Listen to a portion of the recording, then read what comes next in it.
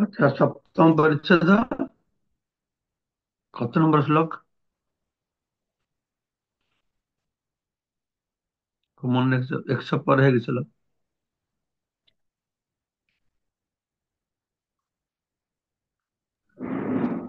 150। भारत प्रणाम। 150।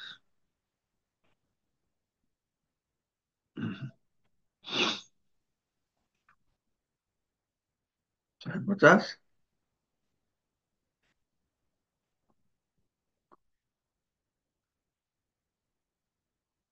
না না। হরে কৃষ্ণ মহারাজ প্রণাম। মহারাজ এই আগের ক্লাসে 150 থেকে হয়েছিল। কতগুলো হয়েছিল আমি নোটস করতে ভুলে গেছি। 150 থেকে হয়েছিল এর আগের দিন, 1 তারিখ। মানে 151 ছিল। এই মতো দুহার কথা হয় ঠারে ঠুরে, ভিতরের অর্থ কেউ বুঝতে না পারে। এটা তো পড়েছিলাম, মনে আছে আমার। চাঁদকাজি চৈতন্য মহাপ্রভু ইঙ্গিতের দ্বারা পরস্পর কথা বলছিলেন, সেই আলোচনার ভিতরে অর্থ কেউ বুঝতে পারছিল না। প্রভু কহে প্রশ্ন লাগি, আইলাম তোমার স্থানে, কাজী কহে আজ্ঞা কর, যে তোমার মনে। এটা তো পাঠ করেছে। হম। মনে মহারাজ নাই? মহারাজ 150 থেকে হয়েছিল এই প্রবৃত্তি নিবৃত্তি। আচ্ছা, 156 এ পর্যন্ত হয়েছিল। হম। এই যে কাজী কহে তোমার যে ইচ্ছে বেদ পুরাণ, তো ইচ্ছে আমার শাস্ত্র কেতাব কোরআন, এটাতে পাঠ হয়েছিল। প্রবৃত্তি মার্গ 56 শ্লোকে প্রবৃত্তি নিবৃত্তির কথা বলা হয়েছিল।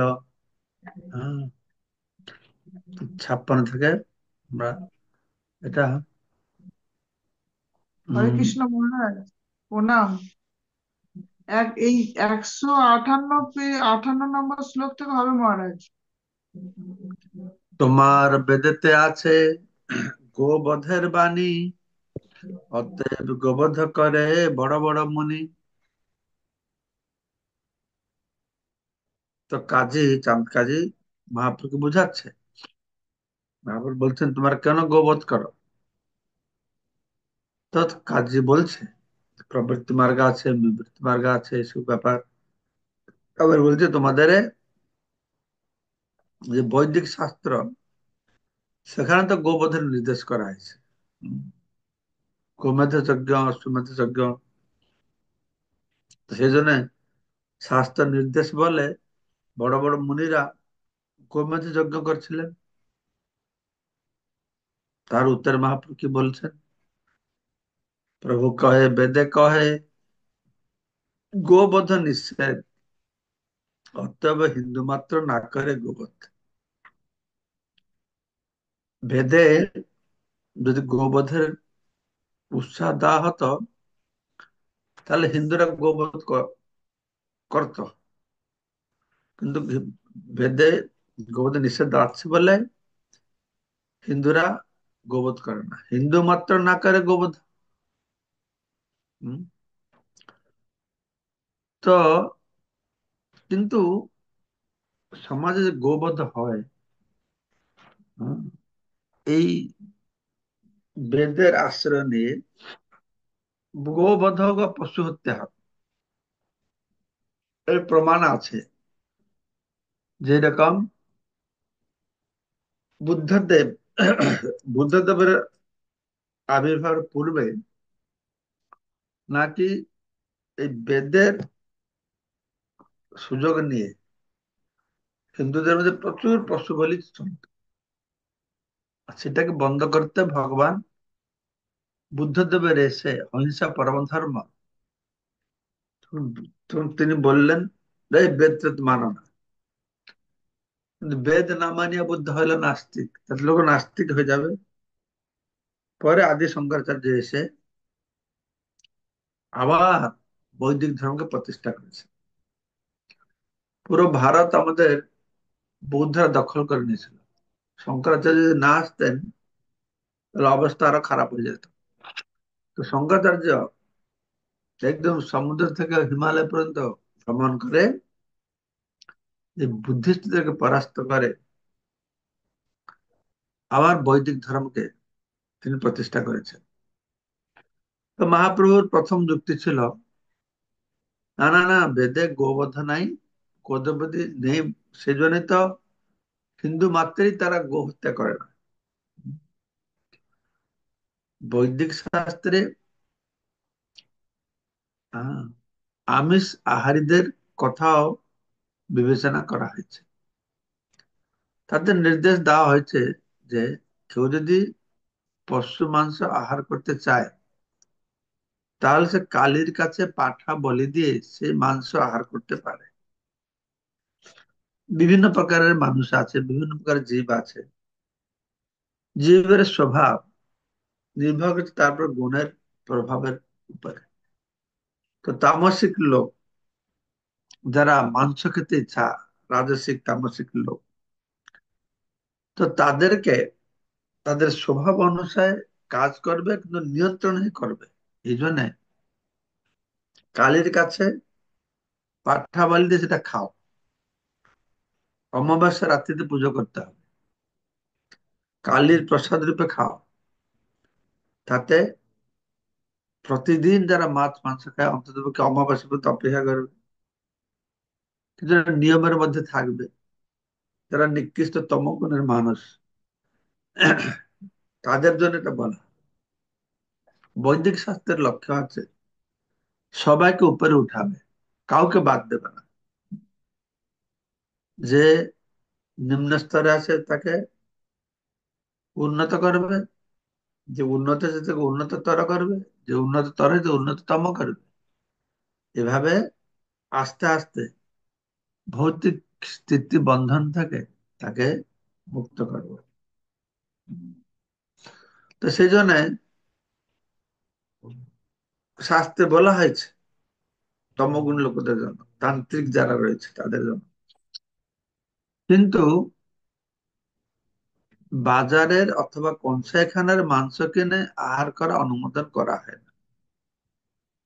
বৈদিক শাস্ত্রে যদিও কোথায় কোথায় পশুগুলোকে তো বলা হয়েছে, তার মানে যে রাস্তাঘাটে সব জায়গায় পশু হত্যা করবে যা তা ভাবে, সেটা নয়।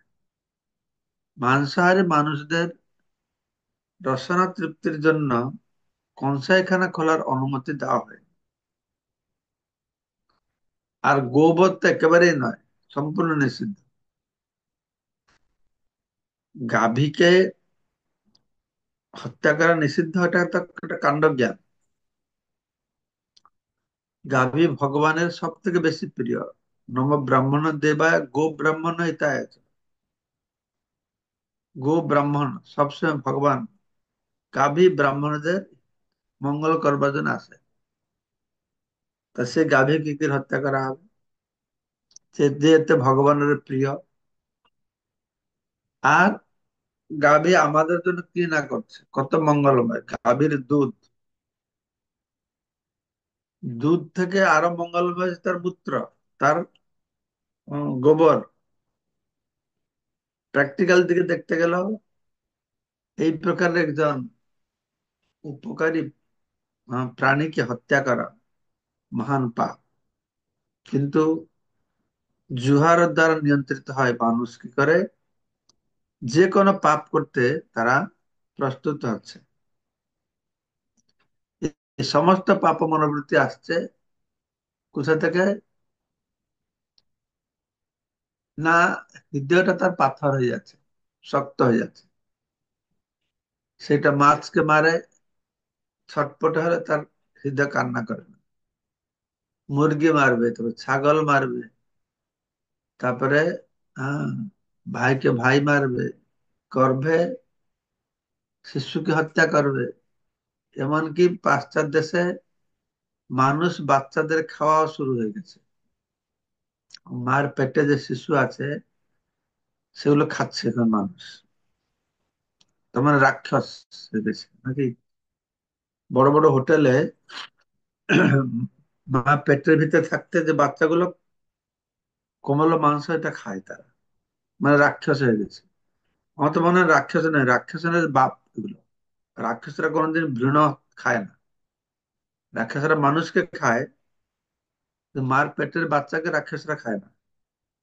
বর্তমানে মানুষ কি রাক্ষস না, রাক্ষস থেকে হ্যাঁ আরো নিকৃষ্ট, তাই না?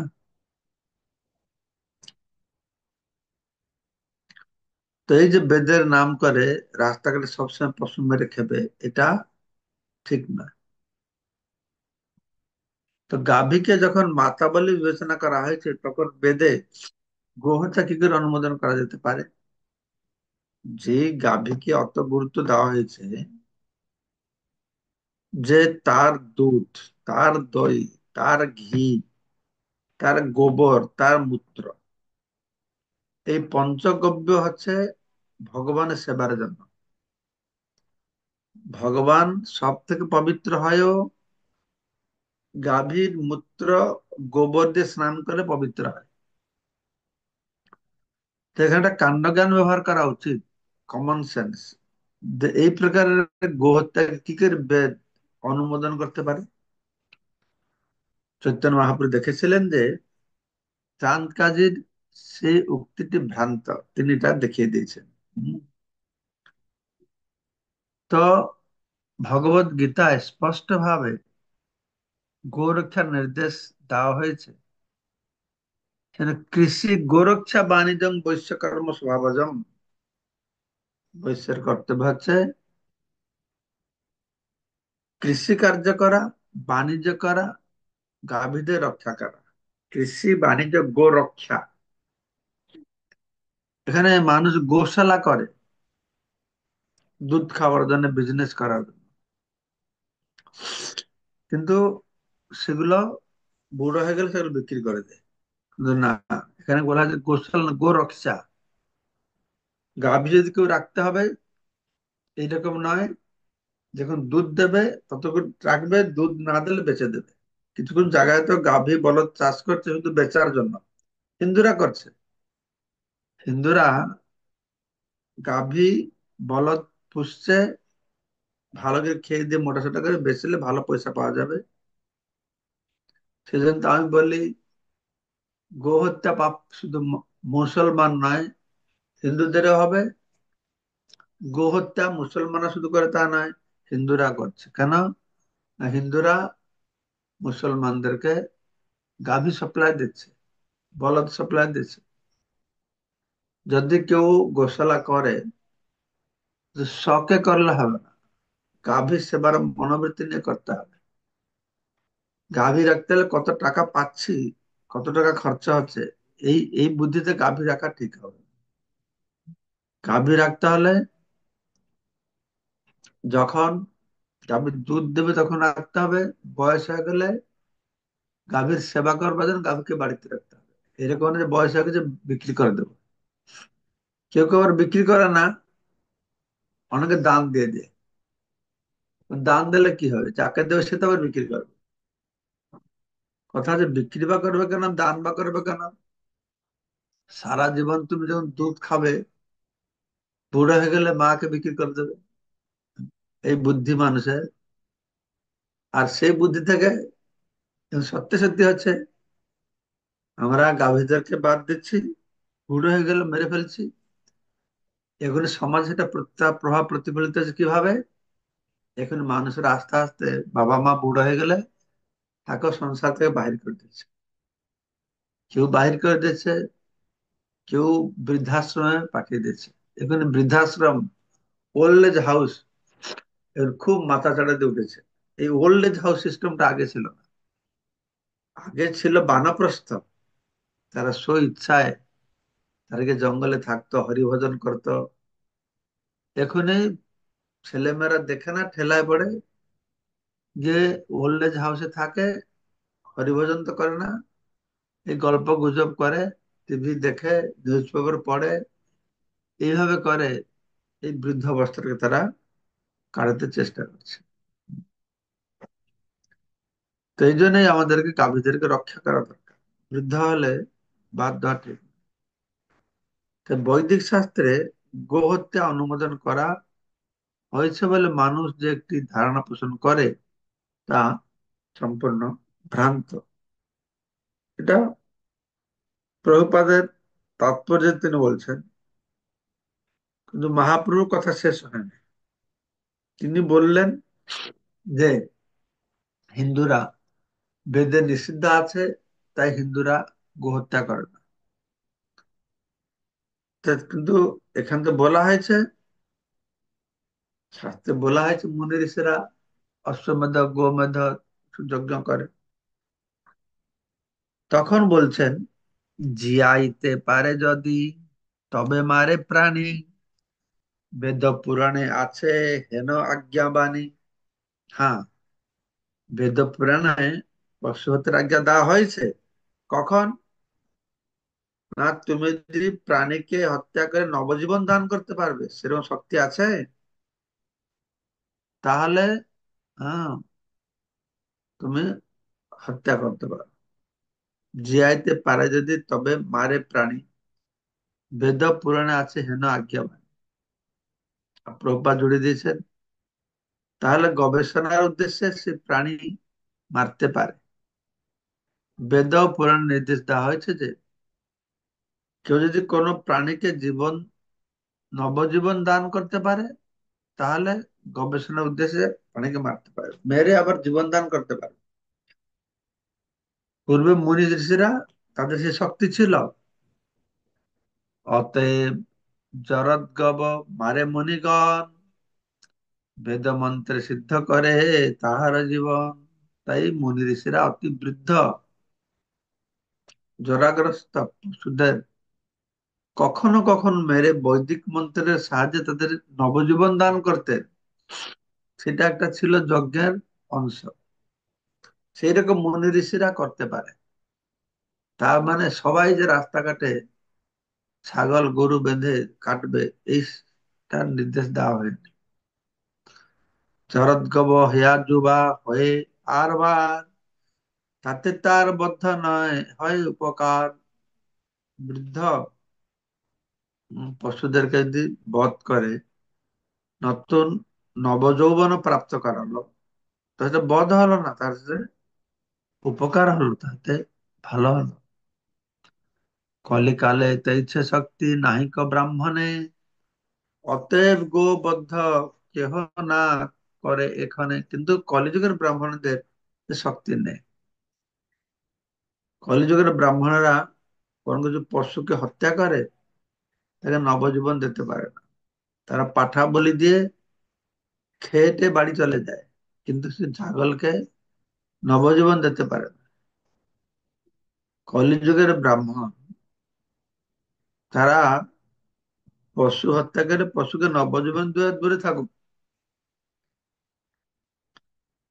তখনকার সময় যে যজ্ঞ হতো, যে যজ্ঞতে বলি দেওয়া হতো, আহুতি দেওয়া হতো, সেই যজ্ঞের ব্রাহ্মণরা অত শক্তিশালী ছিল।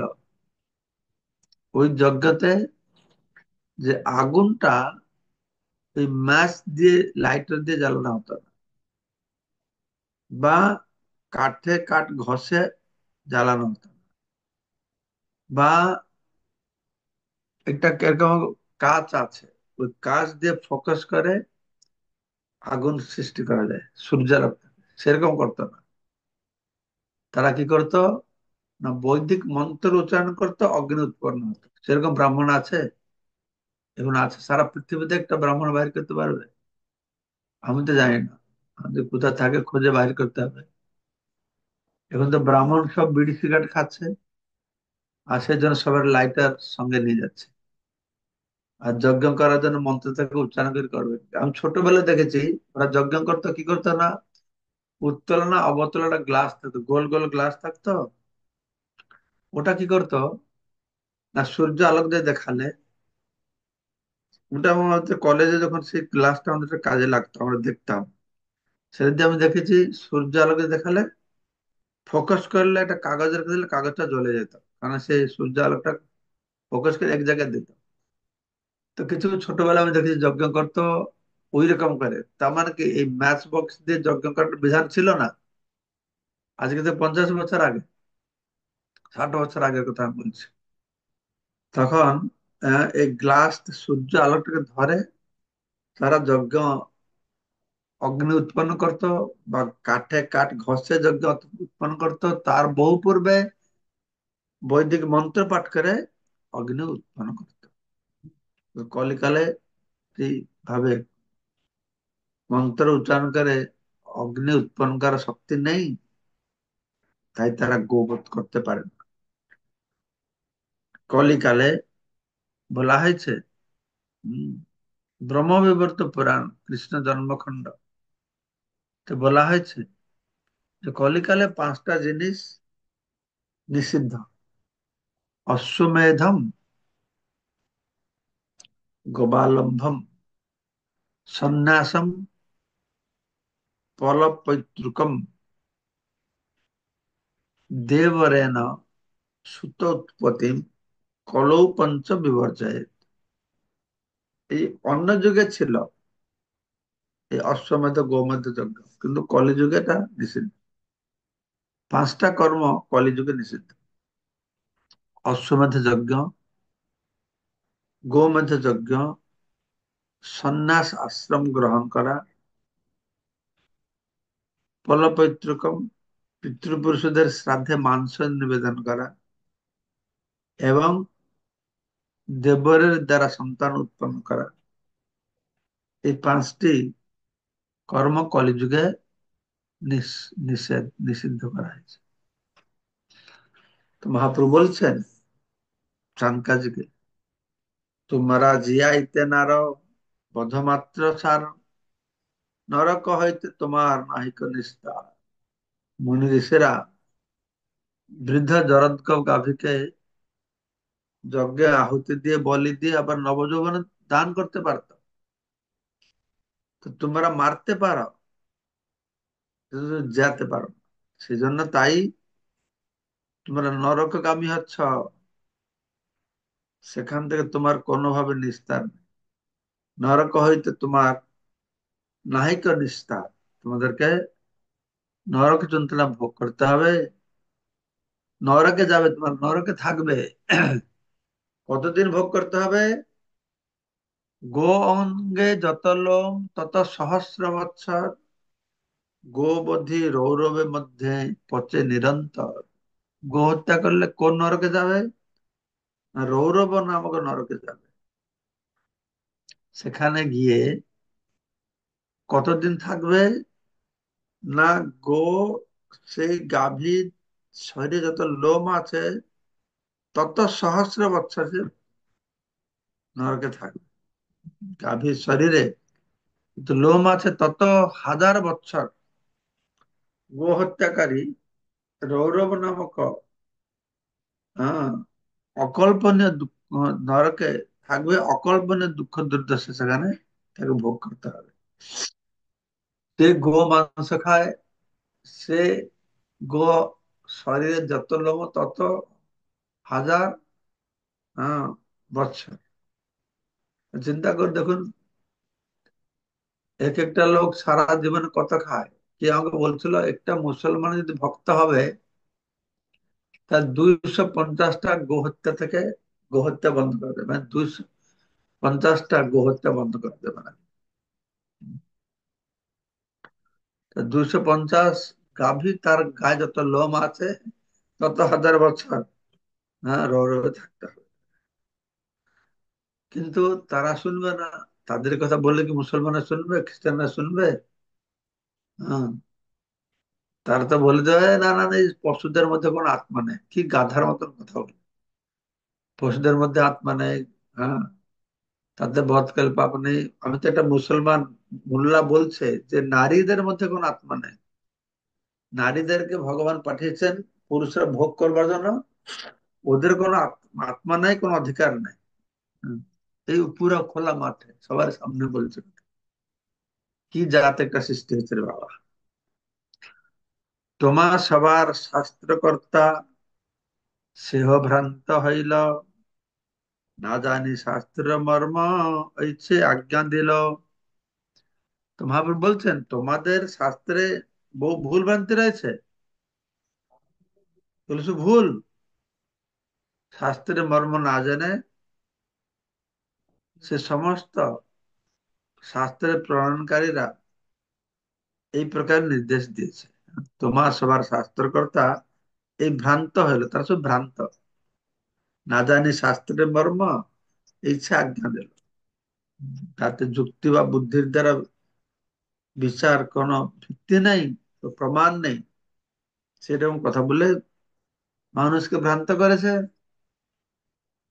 আর কলিযুগের মানুষ এটা চায়, হম, যেটা চায় আমাদের বলছে। এটা উড়িষ্যায় একটা কথা আছে,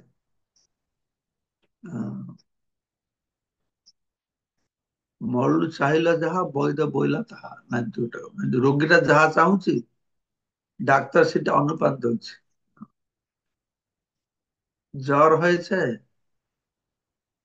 তার পান্তা ভাত খাইতে ইচ্ছা হচ্ছে, তো ডাক্তারের প্রেসক্রাইব করতে পান্তা ভাত খাবে। সেই রকম হয়েছে, মানুষ চায় ইন্দ্রিয় ভোগ করতে যথাযথ, আর স্বাস্থ্যকর বলে দিয়েছে এটাই করো। শুনে স্তব্ধ হইল কাজী, নাহি স্ফুরে বাণী, বিচারিয়া কহে কাজী পরাভব মানি। তো এটা কাজী শুনে, চৈতন্য মহাপ্রভুর কথা শুনে কাজীর সমস্ত যুক্তি স্তব্ধ হলো, তিনি আর কিছু বলতে পারলেন না। এইভাবে তিনি পরাজয় স্বীকার করলেন। তো কালকে আমরা শ্রবণ করব 168। মনে রাখবেন শ্রোতাগণ, কালকে 168 থেকে আমরা শ্রবণ করব। এইখানে রহিল গ্রন্থ অমৃত লহরী, ভজন বলিয়া সবে বল হরি হরি। কোন প্রশ্ন আছে?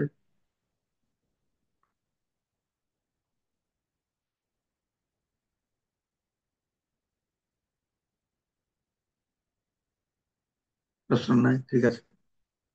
সবাইকে ধন্যবাদ আজকের এই ক্লাসে যোগদান করবার জন্য। বাঞ্ছা কল্পতরুভ্যশ্চ কৃপা সিন্ধুভ্যেব চ पंचकल्पतरुभ्यश्च कृपा सिन्धुभ्येव च पतितानं पावनभ्यो वैष्णवाय नमो नमः। वैष्णवेभ्यो नमः।